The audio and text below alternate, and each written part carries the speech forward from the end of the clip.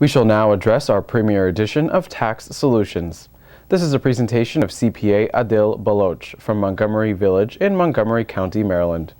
The name of his firm is Accurate Records and Tax Services. The host on this set is Attorney Ramesh Khurana of the Khurana Law Firm. Today, Attorney Khurana has a bucket full of questions for CPA Baloch regarding individual tax resolutions. With tax season around the corner, this is a hot topic in all households. So, let's pay attention. Welcome to the Capital Forum. My name is Ramesh Khurana. I am an attorney in Gaithersburg, Maryland. And today I have a great privilege to welcome Mr. Adil Baloch, who is a CPA and CTRS. And we are lucky to have him today, and I am going to ask him questions about the individual tax resolutions. And first of all, let me welcome you. Thank you very much. Thank you. Appreciate it. Thanks for the nice introduction. And my pleasure. You deserve it. Mr. Baloch, sometimes I will be calling you Adil, sometimes Mr. Baloch, so please excuse me for that. Perfectly okay. You know, this session we want to spend time about the individual tax resolutions, and maybe in the follow-up session some next time we will be talking about the corporate resolutions of the tax issues. So when we are talking about individual tax resolutions, we know that certain individuals, they live beyond their means, or maybe they have suffered certain losses in their businesses, or because of long sickness or ailments in their families, now they had to spend money beyond their means, and now they owe taxes to the IRS. Now, is it true that there are ways and means an individual can try to at least avoid some of the major part of the taxes owed to the IRS or the state? Yes, actually the answer to that question is yes. As a matter of fact, when it comes to any kind of resolution with the IRS, believe it or not, but it's true, any problem with the IRS has a solution. Provided, yeah, that's good to hear. Provided people get scared whenever they think about IRS. There is such a thing out there that's called Taxpayers' Bill of Rights. There is an entire group that actually works not for the IRS but for the taxpayer. It's called the Taxpayer Advocate Services. When you have an emergency, you pick up the phone, you call 911, you're looking for help. IRS actually has a form that's called 911, and you fill that form out and you actually can get help. There are people in there, exactly the way the 911 call center works. There are people at the IRS that actually works along the same guidelines. If you are having issues, you're not getting through something and you have a problem that you cannot otherwise find a solution for yourself, there are people within the IRS that will actually push it on your behalf and will actually help you get a resolution faster. Aside from that, obviously, there's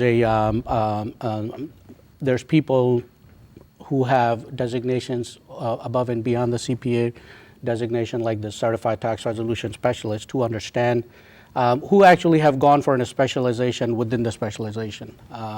So having said that... So you mean that there is a special department within the IRS who can address all the issues of individuals? Correct. Whenever they think that they do not have any professional help, just pick up 1-800 number and talk to the IRS for guidance? Well, so what happens is that you have to be somewhere in the process. You have to at least understand the process, and you have to know that you're heading in the right direction. Now, you know that you're heading in the right direction, but you somehow find some roadblocks, or it's not moving as fast as you expected, because as you probably know, everything at the IRS has a statute. As soon as the deadline hits, your account will go from one place to the other. You could be heading towards a lien. You could be heading towards a levy. You could possibly be heading towards a garnishment or anything like that. So what happens is that if you think that it's not heading in the right direction, it's not moving fast enough, there is a taxpayer advocate service that you can actually knock on the door and get the help that you need. But let me go back to the question that you asked. There's some specific solutions that are actually available to individuals especially. I think audience would like to hear that. Sure, yeah. Sure. So what happens is that, let's say 2 years ago you had everything going for you, you made a whole bunch of money. Somehow you forgot to pay taxes, or you did not pay enough in taxes. Now 2 years have gone by. Life isn't the same anymore. Things have changed. Things are quite different than they were 2 years ago. Now you have a problem. The money that you made 2 years ago is all gone because you did not make enough in the preceding years. You have no money to pay the IRS now. So what do? The IRS actually gives you several different options to deal with those kind of situations. What are those? So the first and foremost, my favorite is offer and compromise, because it's permanent. As long as you stay in good books with the IRS for 5 years, your debt is gone, whatever offer you make, as long as your offer makes sense. You owe a certain amount, but then if you end up paying the whole thing or the entire amount, you may come across some really harsh realities of life, and it becomes actually really hard economically for you to live your life. Now let me ask you a question. When you say that your offer should make a sense, do you mean that you have to prove that you have means to stay with the plan which is being offered here, are likely to be agreed upon? Correct. So that you don't default. Correct. So what happens is that offer and compromise, as I said, it's not only it's permanent, but it's very short. Offer and compromise, the maximum you have to take care of the offer is 5 months. You cannot go beyond that. It's actually based on your financial situation today. You have to prove it to the IRS what you make and what you spend and what you can afford to pay. Right. And as long as you can prove that number to the IRS will gladly take that offer. Because let's face it, if they know that they cannot collect the money from you, they're not going to waste their time. Yeah. Why to wait for 5 months? Exactly. So what they do is, if your offer makes sense and you're honest and upfront with everything, and you provide them the correct information, everything that you can back up, everything that you can prove in black and white. Now, can you, by the way, make a proposal that I'm going to take help from my family members or friends in order to keep my commitment to pay? Will that be acceptable? Not necessarily. That is not necessary, because at the end of the day, your debt is your responsibility. If you are capable of paying it today, you pay it yourself. No one else should have to cover your debt for you, because now what just happened? You not only you cleared one debt, but then you acquired another one. Right. You just robbed Peter to pay Paul. Right. And that is not necessary. You really don't have to do that. It's your assets, it's your liquidity, it's your income, it's your expenses, it's your life basically. Let's say you have a luxury car that you're driving, but then without that luxury car, you won't be able to go to work tomorrow. IRS will not touch that car for you. So that's just a very small example. But there are options. Offer and compromise, as I said, that's my favorite. You also have an option of proving yourself to be currently not collectible. Maybe you are a very highly skilled and qualified professional. You don't have a job today, but obviously looking at your resume and your background and everything, obviously you're going to find a job 6 months, 10 months from now. So what IRS does is IRS puts you in a folder called currently not collectible, CNC. You do not have the money to pay. Yeah, you don't have the money to pay today, but you're going to have the money to pay 6 months from now. It's not permanent, it's temporary. I don't like it too much, but there are certain situations where you do not have any other option but CNC. You just have to go for that one. The last one, which usually most people fall under, and these ones work based on the thresholds. There's a partial pay installment agreement and there's a full pay installment agreement. Which we see all the time. All the time. Yeah. So what happens is that, yes, you have the money, but you don't have it all at once. You can afford to pay a certain amount, and within a certain amount of time, typically it's 72 months. If you can pay the entire debt off in 72 months, they give you 72 months. You make payments at the interest rate. Right now, it's 0.5% a month, which is 6% a year. If you can afford to pay that in 72 months, they let you go on that payment plan. Now, payment plan also has its own, it's going to be a very long discussion, but you have a streamlined process where if your debt is under $50,000, no questions asked, you go on a payment plan. If it's over that, you can still go on a payment plan, but now you have to provide your personal financial statements and prove a few things before you do that. So glad to hear these solutions. So in essence, the IRS problems are not insurmountable. These can be taken care of. Absolutely not. I do this for a living. Right. I see this every day. I see people come in telling me, and I can tell by looking at their faces, that they haven't slept for 5 days or 6 days.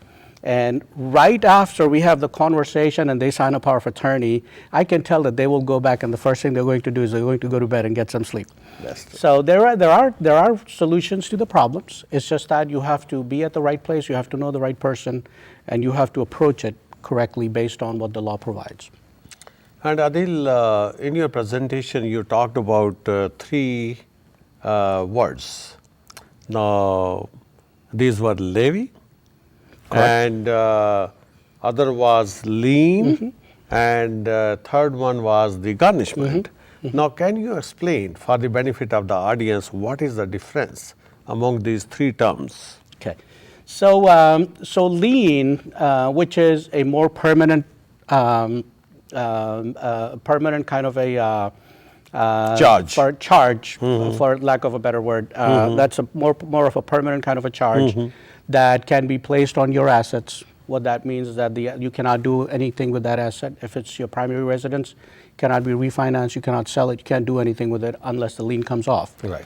Levy, on the other hand, is one time. Now you have to remember that if you have taxes owed for several years, there could be a levy separately for each year. They both have their own statute and they don't kick in until you have passed a certain deadline. IRS gives you ample opportunity to avoid that. If you ask me, liens and levies only happen through one's own carelessness. If you do not address the issue, if you do not follow through, if you do not communicate properly, they are going to happen. So that's the key. Correct. You have to respond. Correct. You have to respond. If you respond. are being asked some questions or you are being asked some information or documentation, please respond. Correct. Yeah. Correct. That's the key to it. So levy, basically, the IRS will come into your account. Whatever money you have in that account for that day, they will take it and they're gone. Because they are going to write direct to the banks. Correct. That, So we bank have will- an interest in this bank account. Correct. So, And they will take the money. Right. Garnishment, again, is sort of a permanent thing. Unless your debt is paid off, they will contact your employer. And you can imagine, especially in this area, there's a lot of people who are connected with the government directly.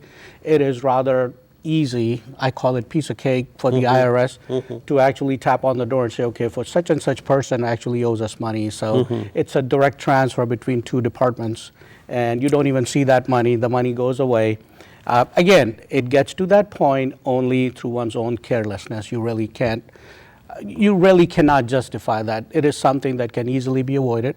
Life can be kept a whole lot simpler. Just address it, find the right person to help you with that, and there you go. I like the way you explained. The money is moving from the one government agency to the other agency. You don't even see they it. have the control. Correct. Correct. So surely they are going to recover their money in Correct. case of garnishments. Absolutely. Yeah.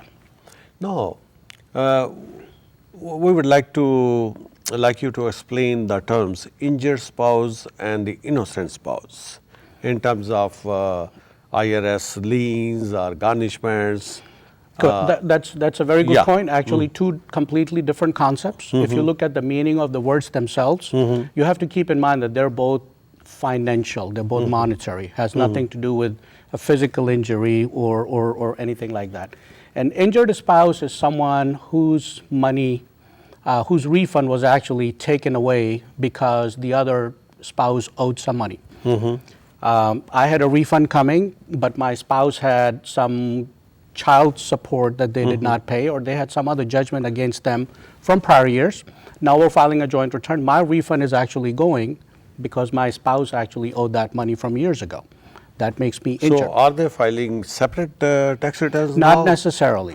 It can be separate or it can be a joint return. As Still long the as system will pick up. the system will pick it up and they will actually intercept your refund, making one spouse injured and the other one becomes a winner automatically. Now let me ask you a question.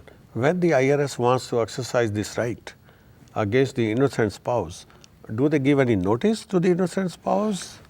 Actually, innocent spouse, you have to get in front of the IRS and prove it to them that you're innocent.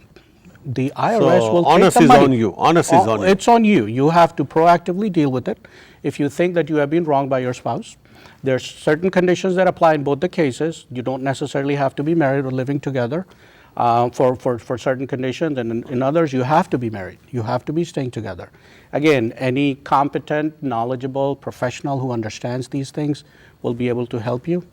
And my advice would be to find a professional who can actually help you with these things because these things can be solved. Great. I thank you very much for You're coming welcome. to our studio and answering some of the very important questions. I am pretty sure our audience has been greatly benefited by your answers. And again, if you have any questions in regard to the accounting issues, always talk to your competent CPA. Thank you very much for being with us. Thank you again. Thank you.